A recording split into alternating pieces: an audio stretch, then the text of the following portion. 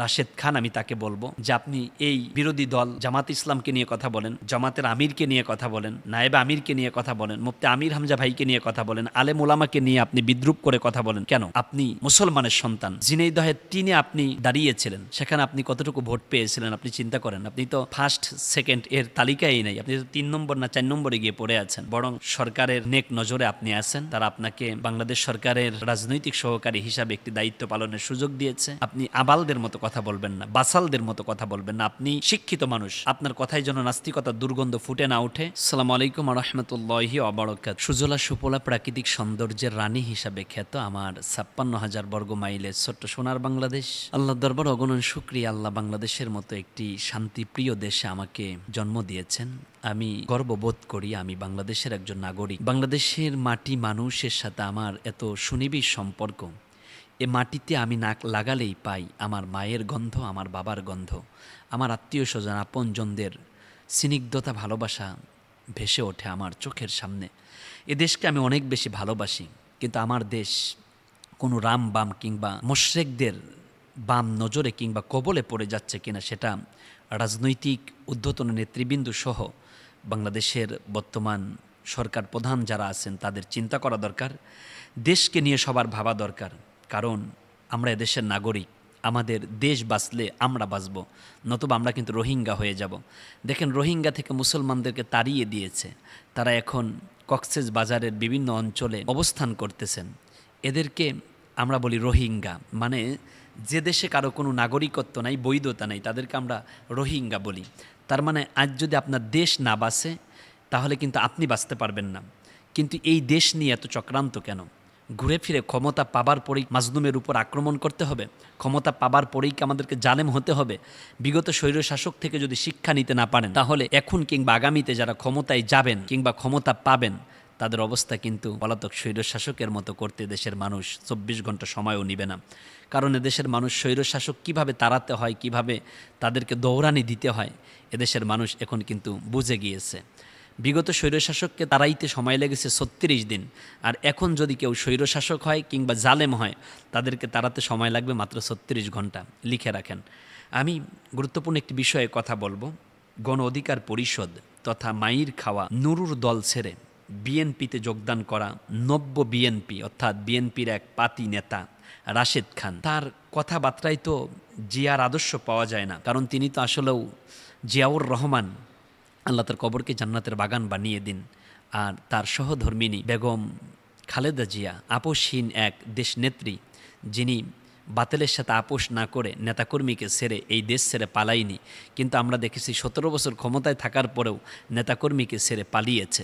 কিন্তু আপোষহীন দেশনেত্রী বেগম খালেদা জিয়া, তার যেই আদর্শিক একটি দল জাতীয়তাবাদী বিএনপি, এই বিএনপিতে এসে জায়গা করে নিল ঠিক পরগাছার মতো রাশেদ খান। তিনি করতেন গণ অধিকার পরিষদ, মারি খাওয়া নুরুর দল।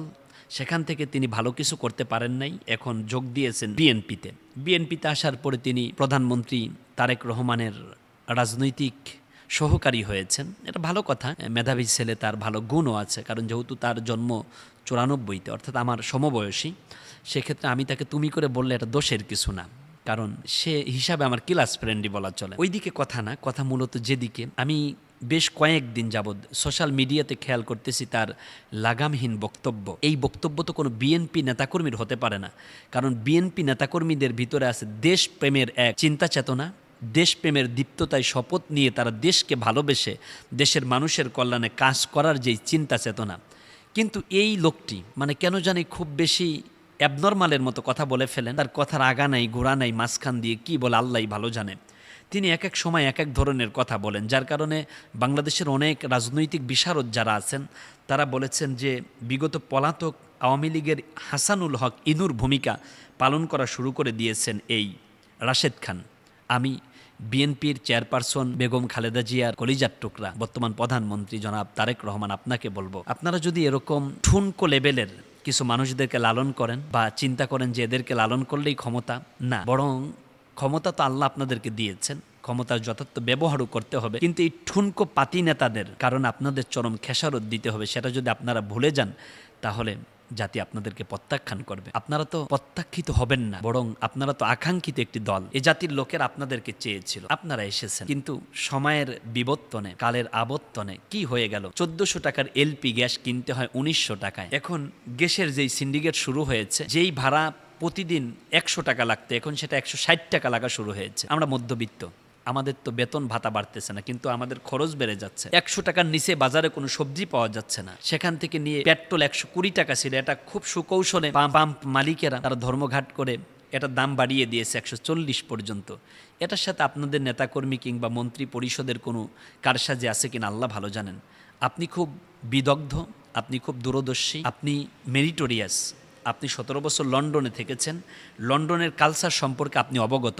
বরং ইউরোপ কিভাবে সেজেছে, ইউরোপ কিভাবে আধুনিকায়নের একটি জায়গাতে গিয়েছে, ইউরোপ কিভাবে একটি উন্নয়নশীল দেশে পরিণত হয়েছে, বাংলাদেশকে যদি আপনি সেই প্যাটার্নে দাঁড় করাতে চান, তাহলে আপনার ডানে বামে সামনে পিছনে যেই সাটআপ দলেরা আছে, যারা বিএনপিকে ধ্বংস করতে চায়, তাদেরকে আগে আইডেন্টিফাই করুন। বিএনপি এদেশের মানুষের বিপক্ষের দল না। বিএনপি জাতীয়তার কথা বলে, বিএনপি নাগরিকের কথা বলে, মানবতার কথা বলে, মানুষের কথা বলে, আলেম ওলামার কথা বলে। আপনার মা কোনোদিন আলেমদের বিপক্ষে কথা বলেন নাই। আপনার মায়ের জানাজা স্মরণকালে স্মরণীয় এক জানাজা, যেখানে লক্ষ লক্ষ মানুষ সমবেত হয়েছে, আলেম ওলামা চোখের পানি ছেড়ে চেয়ারপারসন মরহুমা বেগম খালেদা জিয়ার জন্য দোয়া করেছে। কিন্তু আপনাদের দলের অবস্থা কেন এমন হয়ে যাচ্ছে?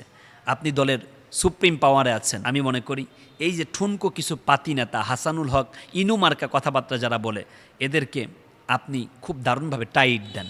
যদি টাইট দিতে না পারেন, তাহলে কিন্তু এরা আপনাকে পরে টাইট দিয়ে ফেলবে, মানে ফাইট করে আপনাকে সরানোর চিন্তা করবে। খুব ঠান্ডা মাথায় কথা বুঝতে হবে। আমি জাতীয়তাবাদী দল বিএনপির বিপক্ষের মানুষ না, বরং আপনারা যেহেতু ক্ষমতায় আছেন, আপনারা আপনাদের মতো দেশ চালান, আপনাদের ক্ষমতা কেড়ে নেওয়ার চিন্তাধারা তো আমার মাথার মধ্যে না। কিন্তু আমি আমার নাগরিক অধিকারগুলো যেন পাই। আমি মধ্যবিত্ত মানুষ, আমার যেই স্বল্প আয়, এটা দিয়ে যেন আমি পরিবার নিয়ে ভালো থাকি। দিন দিন যেন নিত্য দ্রব্য মূল্যের দাম না বেড়ে যায়। যদি দাম বেড়ে যায়, তাহলে আমার বেতন ভাতা তো বাড়বে না, কিন্তু দাম বেড়ে যাওয়ার কারণে তো আমার জীবনযাত্রার মান তলানিতে চলে যাবে। তা আমি দেশের নাগরিক, যদি আমার জীবনযাত্রার মান তলানিতে চলে যায়, তখন কিন্তু যে মানুষ ভোট দিয়ে আপনাকে সরকার প্রধান বানিয়েছে, ওই মানুষ কিন্তু আপনাকে ওই ক্ষমতার চেয়ার থেকে নামানোর জন্য আবার আন্দোলন শুরু করবে। জনগণের কথা ভাবুন। নেতাকর্মী যেন কোনোভাবে দুর্নীতি করে বিদেশের মাটিতে বাড়ি করতে না পারে। আমি এমনও দেখেছি, মাত্র 2-2.5 বছরের মাথায় এসে আপনার 3 লক্ষ টাকার গাড়িতে চলা নেত্রী এখন 1.5 কোটি টাকার গাড়িতে চলে। টাকা কি আসমান থেকে নাজিল হয়েছে? এগুলো আপনি খুব দারুণভাবে অবজারভেশন করুন।